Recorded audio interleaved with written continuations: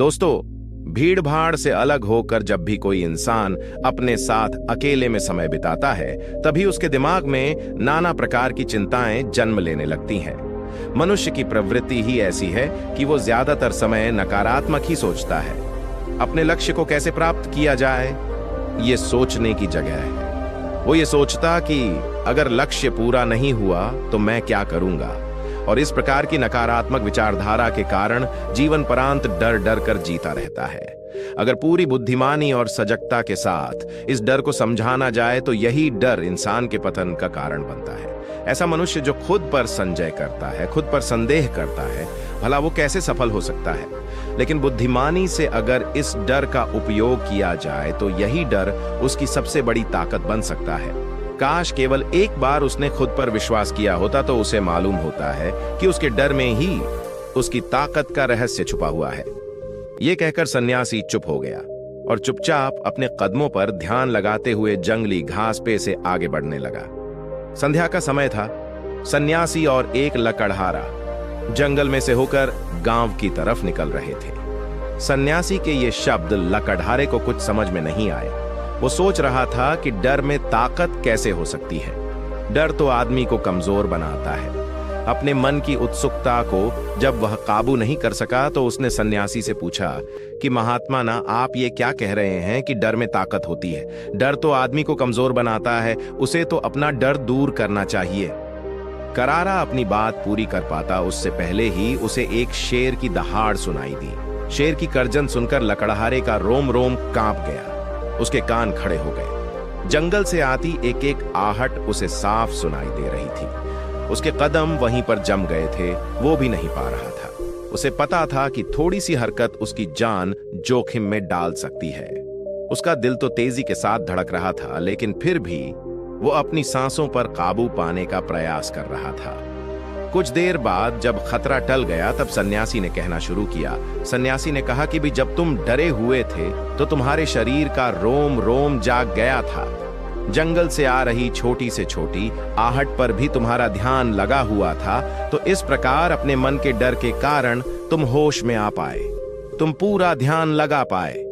इससे पहले जब तक तुम्हें शेर की दहाड़ सुनाई नहीं दी थी तब तक तुम अपने विचारों में खोए हुए थे, लेकिन जैसे ही तुम्हें शेर की दहाड़ सुनाई दी वैसे ही तुम्हारे सारे विचार गायब होकर हम वर्तमान में उपस्थित हो गए थे। यदि तुम्हें अभी शेर से बचकर भागना होता या फिर उससे लड़ना होता तो तुम्हें अपने शरीर की वो क्षमता देखने को मिलती जो आज तक जीवन में तुमने खुद भी महसूस नहीं की होगी। जब कोई कुत्ता तुम्हारे पीछे दौड़ता है उस समय तुम्हारी जो रफ्तार होती है वो तुम्हारी आम जिंदगी से कहीं ज्यादा होती है। साधारण जीवन में तुम इतने तेज नहीं दौड़ पाओगे जितना कि एक कुत्ते के सामने दौड़ पाओगे। ये ताकत या कहें कि हमारे शरीर की क्षमता अब भी देखने को मिलती है। जब हमारा मन डर में होता है, किसी डरावनी परिस्थिति में, हमारा मस्तिष्क और हमारा शरीर अपने उच्चतम श्रेणी में काम करता है। जो काम तुम आम जिंदगी में नहीं कर पाते वो तुम्हें डरा कर कराया जा सकता है। जहां पर भी तुम्हें डर का एहसास होता है वहीं पर तुम्हारी इंद्रियां पूर्ण रूप से सक्रिय हो जाती है।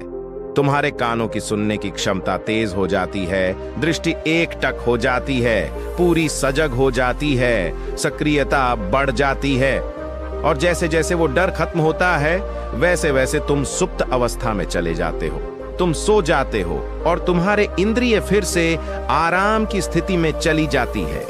सन्यासी ने लकड़हारे से कहना जारी रखा कि परीक्षा से एक दिन पहले जो याद करने की तुम्हारी गति होती है वो साधारण याद करने की क्षमता से कहीं तेज होती है। सिर्फ एक बार याद किया हुआ तुम्हें परीक्षा के समय याद रह जाता है और तुम जानते हो कि यह सब परीक्षा के डर से ही होता है। इसीलिए डर को दूर करने की जगह इंसान को यह सोचना चाहिए कि वो अपने डर को ताकत कैसे बना सकता है।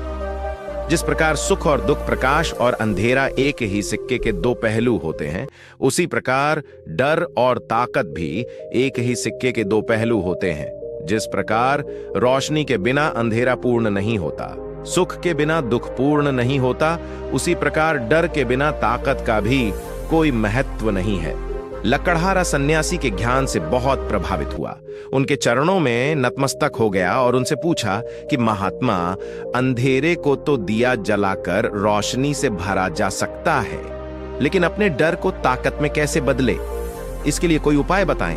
इस पर सन्यासी ने कहा कि डर दो प्रकार के होते हैं, सबसे पहला मानसिक डर और दूसरा शारीरिक डर। सन्यासी ने लकड़हारे को समझाते हुए कहना शुरू किया कि मान लो तुम्हें जंगल से होकर गुजरना है और अचानक तुम पाते हो कि तुम्हारे मन में शेर का ख्याल आ गया। अभी तक प्रत्यक्ष रूप में शेर तुम्हारे सामने नहीं आया है ना, उसकी डांट सुनाई दी है, मतलब दूर दूर तक कोई अंदेशा नहीं है कि जंगल में शेर मौजूद हैं, लेकिन शेर का ख्याल आने से तुम्हारे मन में एक डर पनप गया। अब तुम्हारा उठने वाला एक एक कदम उसी डर से अभिभूत होगा। हर समय तुम्हारे मन में यही ख्याल चलेगा कि कहीं शेर ना जाए। ये शेर वर्तमान में तुम्हारे सामने नहीं है, ये तुम्हारी बहुविषय की कल्पना है। इसी प्रकार जो मनुष्य अतीत और भविष्य की चिंताओं में डूबा रहता है, वो मानसिक डर का शिकार होता चला जाता है। इसी विडंबना के कारण वो अपने जीवन में जीतने भी निर्णय लेता है, वो सारे मानसिक डर से ग्रसित होते हैं। इसीलिए ज्यादातर मनुष्य पूर्ण रूप से अपने निर्णय पर भरोसा नहीं कर पाते हैं, और यही निर्णय या फिर फैसले जो आधे मन से लिए जाते हैं, मनुष्य के कार्य को पूरा नहीं होने देते। लेकिन यह भी सत्य है कि मानसिक डर के कारण ही इंसान अपनी तैयारी पूरी करता है। अगर तुम्हारे मन में शेर का ख्याल नहीं आएगा तो तुम शेर से सुरक्षा के लिए कोई भी कदम नहीं उठाओगे, लेकिन अगर तुम्हें शेर का ख्याल आ गया तो तुम उससे सुरक्षा के लिए कोई ना कोई तरीका जरूर अपनाओगे। तो इसीलिए मानसिक डर बेकार नहीं होता, वो आपकी सुरक्षा को और ज्यादा मजबूत भी करता है। लेकिन समस्या तब शुरू होती है जब आप चाहकर भी कुछ नहीं कर सकते, लेकिन उसके बावजूद आप मानसिक डर झेल रहे होते हो। उदाहरण के लिए, कुछ मनुष्य हमेशा ये सोचते रहते हैं कि उन्हें कोई बीमारी ना हो जाए, कहीं उनके साथ कोई दुर्घटना घट जाए, कहीं उनके साथ कोई धोखा ना कर दे। लेकिन इन सब घटनाओं पर उनका कोई जोर नहीं होता है, ये उनके हाथ में नहीं होता है। अगर दुर्घटना होनी होगी तो होगी ही, अगर बीमारी होनी होगी तो होगी ही। अच्छा खान पान और अच्छी दिनचर्या का पालन करने के बाद भी अगर कोई मनुष्य बीमार हो जाता है तो ये उसके नियंत्रण के परे की बात है। अपनी तरफ से उसने पूरी कोशिश की और यही उसका कर्तव्य था, उसमें कोई कुछ क्या कर सकता है।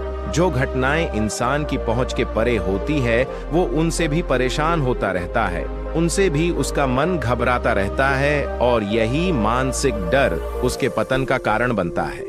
और यही मानसिक डर अगर सही तरीके से इस्तेमाल किया जाए तो मनुष्य समझदार और अनुभवी कहलाएगा। जो इंसान ये सोचता है कि कांटे सिर्फ दर्द देने के लिए ही बने हैं, वो ये भूल जाता है कि कांटे ही फूलों की रक्षा करते हैं। इसी प्रकार एक ज्ञानी मनुष्य किसी भी चीज का उपयोग अपने सकारात्मक तरीके से कर सकता है, लेकिन एक अज्ञानी मनुष्य है अपनी अज्ञानतावश उन चीजों को भी छोड़ देता है जो उसके लिए उपयोगी होती है। विवेकशील मनुष्य फेंके गए पत्थरों का भी महल खड़ा कर लेता है, लेकिन एक वैज्ञानिक मनुष्य उन पत्थरों को दूसरों फेंकता रहता है। अगर किसी मनुष्य को अपने मानसिक डर को ताकत में बदलना है तो उसके कुछ नियम हैं, कुछ उपाय हैं। सबसे पहला उपाय, अपने विचारों का निरीक्षण। अगर हम अपने जीवन में अपने विचारों का निरीक्षण करेंगे तो हम पाएंगे कि ज्यादातर विचार हमारे काल्पनिक होते हैं, और इसीलिए जो डर उन विचारों के कारण पनपता है वो भी काल्पनिक होता है। ज्यादा सोचने वाले लोगों को जब सोचने के लिए कुछ नहीं मिलता तो वो निरर्थक बातों के बारे में सोचने लगते हैं, और वो बेकार के विचार उसे तो परेशान करते ही हैं, साथ के साथ उसके परिजनों को, उसके सगे संबंधियों को भी परेशान करते हैं। इसीलिए ज्यादा सोचने वाले लोगों को यह समझना चाहिए कि मन में उठ रहे तमाम विचारों में से काम के विचार कौन से हैं और बेकार के विचार कौन से हैं।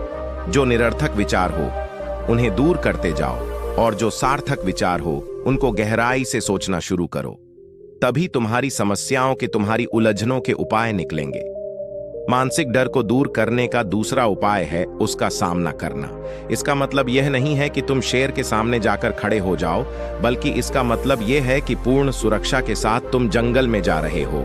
यदि जंगल में जाना बहुत आवश्यक है, तुम शेर के डर से अपने घर पर नहीं बैठ सकते हो। इसी प्रकार मनुष्य के जीवन में बहुत सारे डर होते हैं, जैसे कि परीक्षा का डर, लक्ष्य ना पाने का डर, झूठ बोलने का डर, सच के पता लग जाने का डर, अपनों को खो देने का डर, दुर्घटना हो जाने का डर।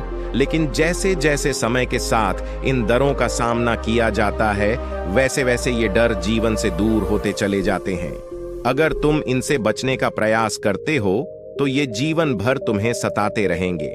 ये तभी दूर हो सकते हैं जब तुम इनका सामना करो।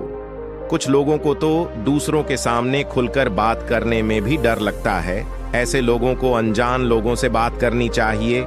जितना ही वो लोगों से बात करेंगे, उतना ही उनके मन का डर दूर होता जाएगा। मानसिक डर को ताकत में बदलने का तीसरा उपाय है अपने डर को स्वीकार करना।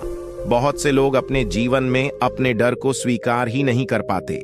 अगर आप उनसे पूछेंगे कि उन्हें किस चीज से डर लगता है, तो वह साफ इनकार कर देंगे कि उन्हें किसी चीज से कोई डर नहीं लगता।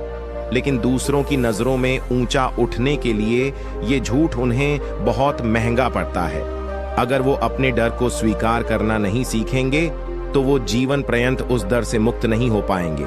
इसीलिए समझदारी इसी में है कि अपने डर को स्वीकार कर लिया जाए। अगर आपको किसी चीज से डर लगता है, तो किसी से शर्माने की या झिझकने की जरूरत नहीं है। हर मनुष्य को, हर इंसान को किसी ना किसी चीज से डर लगता ही है। और आप पाएंगे कि जैसे ही आप अपने डर को स्वीकार करते हैं, वैसे ही आपका डर खत्म होना शुरू हो जाता है। और जितना ही आप अपने डर को छुपाने की कोशिश करेंगे, आपका डर उतना ही मजबूत होता चला जाता है। ये सारे तरीके तुम्हारे मानसिक डर को दूर कर सकते हैं, लेकिन शारीरिक डर को दूर करने के लिए तुम्हें दूसरे तरीके अपनाने होंगे। सबसे पहले ये समझो कि शारीरिक डर कौन सा होता है। मान लो तुम किसी जंगल से गुजर रहे हो और अचानक तुम्हारे सामने शेर आ जाता है। तुमने पहले नहीं सोचा था कि शेर तुम्हारे सामने आ सकता है, लेकिन जब वो तुम्हारे सामने आता है तो तुम्हारी सारी शारीरिक गतिविधि या शिथिल हो जाती है। तुम्हारी सांसें अटक जाती हैं, मस्तिष्क काम करना बंद कर देता है और तुम्हारा दिल तेजी के साथ धड़कने लगता है।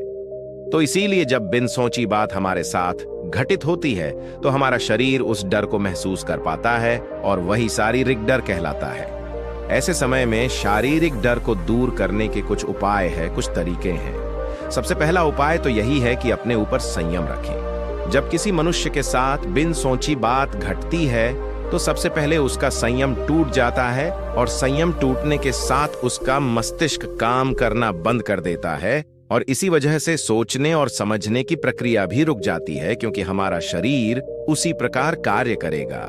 इस प्रकार हमारा मस्तिष्क उसे निर्देश देगा। अगर मस्तिष्क की सोचने समझने की शक्ति खत्म हो गई, तो हमारा शरीर भी शिथिल हो जाता है। तो इसीलिए अगर कठिन समय में मनुष्य अपने ऊपर संयम रखता है, तो उसका मस्तिष्क सही तरीके से काम करता है और वो सही निर्णय लेकर उस परिस्थिति से तत्काल बाहर आ सकता है। यहाँ पर दूसरा उपाय समझने का यह है कि जीवन में कुछ भी घटित हो सकता है। जीवन बड़ा चमत्कारिक होता है। वो हमारी सोच के अनुरूप नहीं चलता, बल्कि उसमें कुछ भी हो सकता है, और यही जीवन की खूबसूरती होती है। अगर आपको आज ही पता चल जाए कि आने वाले 10 साल तक अब क्या कर पाएंगे, तो आपकी जीवन में से रुचि खत्म हो जाएगी। लेकिन अगर जीवन एक रहस्यमयी किताब की तरह बना रहेगा, तो आप अपने जीवन से कभी नहीं थकेंगे। आपका जीवन आपको आश्चर्यचकित करता रहेगा। इसीलिए यह समझो कि जीवन में कुछ भी घटित हो सकता है, तुम्हारी सोच से परे भी घटित हो सकता है। इसीलिए कुछ अनुमान मत लगा लेना। किसी सोच को लेकर सन्यासी ने अपनी बात खत्म करते हुए कहा कि इन तरीकों से तुम अपने मानसिक और शारीरिक डर को दूर कर सकते हो और आनंद से भरा हुआ जीवन जी सकते हो। तो दोस्तों, कैसी लगी ये कहानी? आपको कमेंट सेक्शन में कमेंट करके जरूर बताना। नमो बुद्धाय।